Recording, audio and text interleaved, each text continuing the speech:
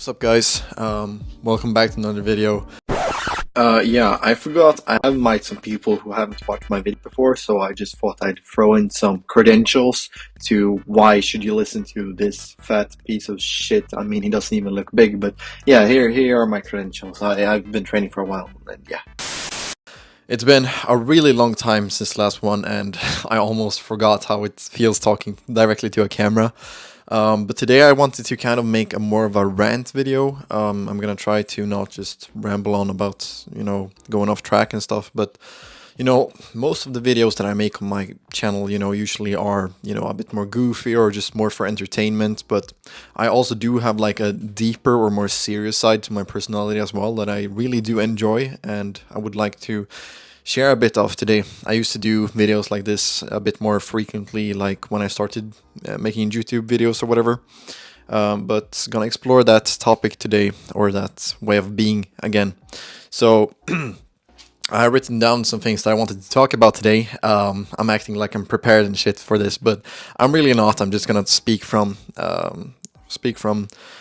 the mind and heart says, whatever. But I wanted to share some lessons today on what I've learned from pretty much 6 years of my fitness journey, and hopefully share some experience, some knowledge that can help you make this whole journey easier for you and get more progress and gains or whatever faster. So the first thing I wanted to talk about is training properly. So when I first started lifting, or actually, under the entire lifting process, I really wasn't doing things optimized. Like, I thought I was doing the right things, but for example, progressive overload, I was always skimping out on. I would, let's say I increased from 55 kilos on the bench press and I went to 60. That is progressive overload, but then I was kind of like stuck on 60 for much longer than I really would have to, simply because I didn't want to push myself in that sense.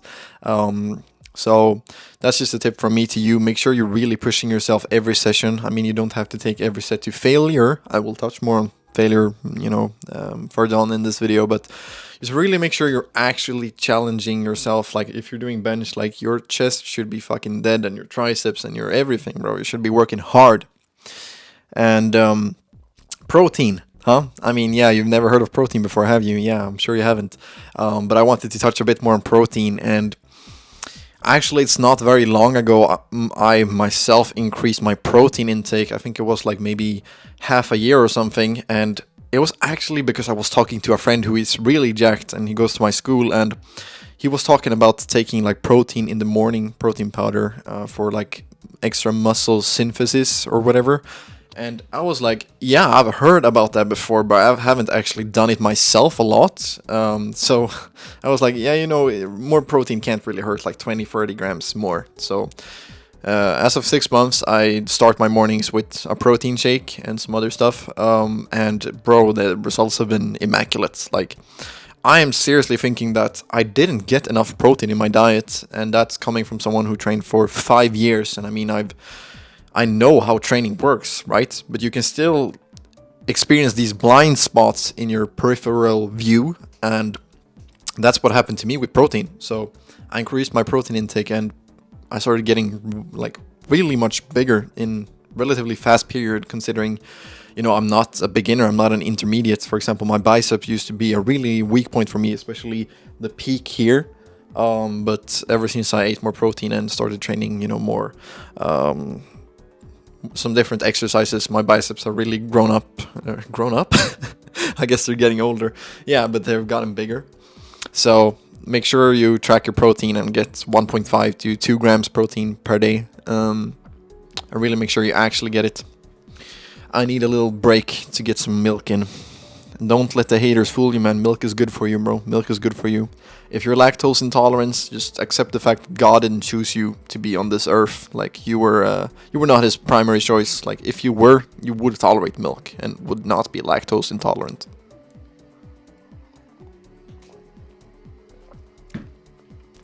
Alright, let's talk a little bit about failure. So, failure is a pretty controversial topic in the fitness industry, and there's people big like fitness influencers or even educators like Jeff Nippert advocating against failure in a sense. I mean, he's not against failure, but he just thinks that it's overrated and people overestimate how important failure is. And sure, I can agree with that. But what I don't feel is getting nuanced in the failure discussion is that most people don't even know what failure is. Dude, I can guarantee you, most people watching right now, I'd say like 85, 90%. I know I have some people watch me that, really train hard and stuff, but I am willing to bet that 85 to 90% of you people watching right now, if you truly went to failure and stopped when you seriously couldn't do one more rep, and I don't mean that you do like the leg press with some goofy form, no, I mean you just pushed yourself super hard, I promise you, you would be shocked at how many reps you could do on the leg press or the leg extension. The leg extension you can go on forever.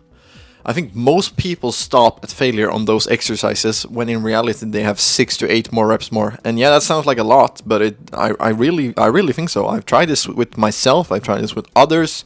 It's really hard to push yourself to failure. And if you want to be at like RPE 7 or 8, which means that you could do either 3 more reps or 2 more reps before you're totally gassed out, you can't do 1 more rep.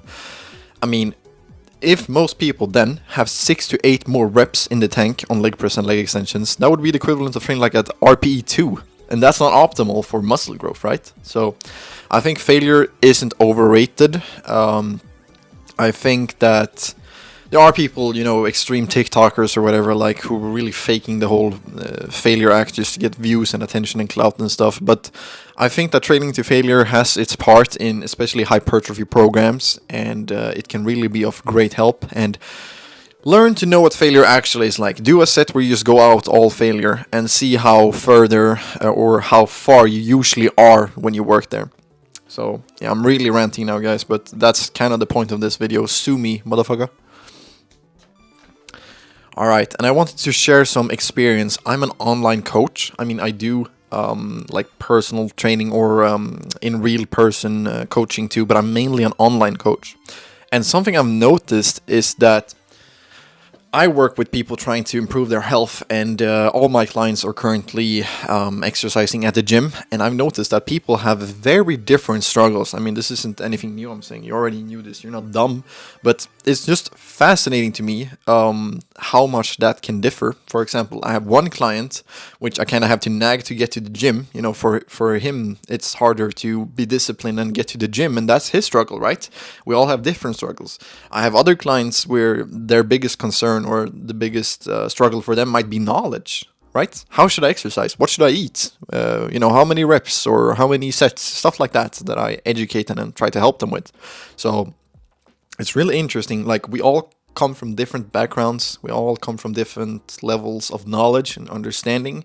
And you really got to find out what you need to work on more. For example, I found out 6 months back I needed to work on my protein intake, right? That was my struggle that I wasn't even aware of at one point.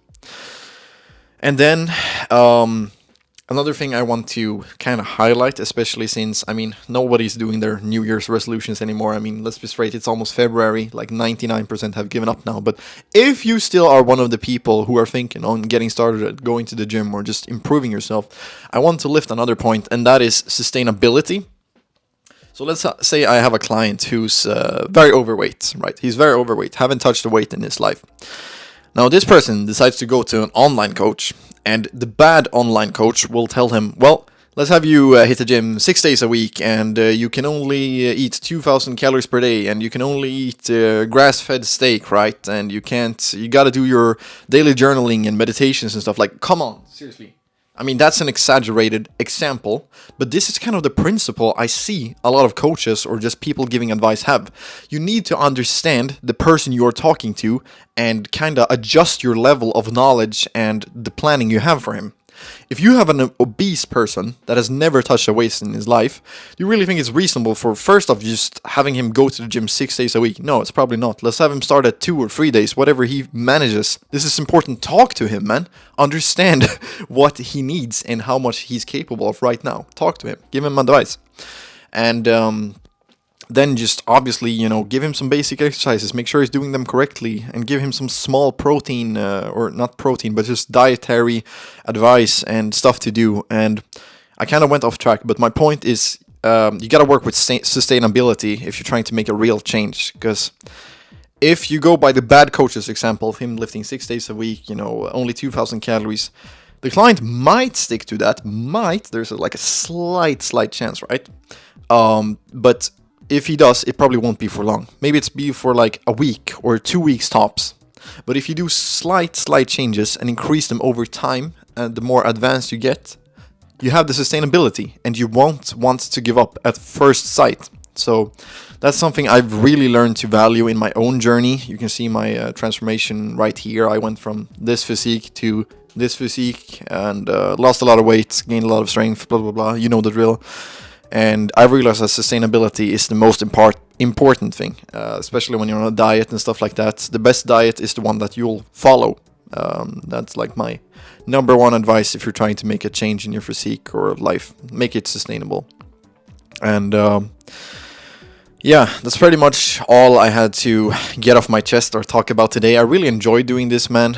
If you like this type of content, please give me some feedback, give me a like, drop a comment, your thoughts and what you thought, maybe what I can do better, and maybe if you have some questions, I can answer them as well regarding to training, fitness, health, nutrition, advice, all that stuff. And if you're interested in getting a coach who won't make you go to the gym 6 days a week and do gratitude and journaling, I offer online coaching services. You can check out the link in the description. And I also offer free 30 minutes consultations, kind of like we're doing right now, talking heart to heart, but totally centered on your needs and your wants. And I will listen and try to give you a plan and some advice, and it's 100% free. And just because you take the consultation doesn't mean that you have to work with my online coaching. You can take the consultation and move to Hawaii. I don't care. I just want to help. So if that sounds interesting, check out loribra.com, link in the description. And I'll see you in the next rant YouTube video, whatever I post next. So yeah, take care, and I wish you a good day. Goodbye.